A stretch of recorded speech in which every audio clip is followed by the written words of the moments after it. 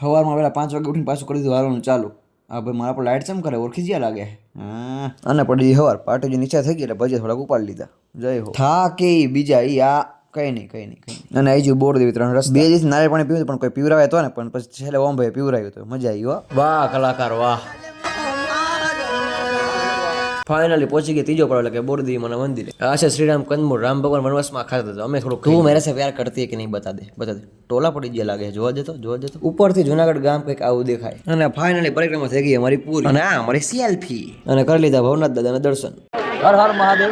તો આજે ભવનાથ દાદાના દર્શન કર્યા બાદ અમારી પરિક્રમા સંપૂર્ણપણે પૂરી થઈ ગઈ છે અને લગભગ અમે કાલ સવારે 8 વાગે નીકળ્યા હતા. શરૂઆતમાં એવું થતું હતું કે આ મોટું થઈ ગયું નથી આવવાનું જરૂર પણ હવે પૂરી કરી એવું થાય કે હજી બીજી વાર આવું છે અને લગભગ 30 કલાક જેવો સમય થયો હશે ત્યારથી અત્યાર સુધીમાં. પણ હકીકતમાં એટલી મજા આવી છે મિત્રો અને હું માનું કે જો તમે ન આવ્યા હોત તો તમે પણ ફરી એકવાર જરૂર પરિક્રમામાં આવજો બહુ જ મજા આવશે.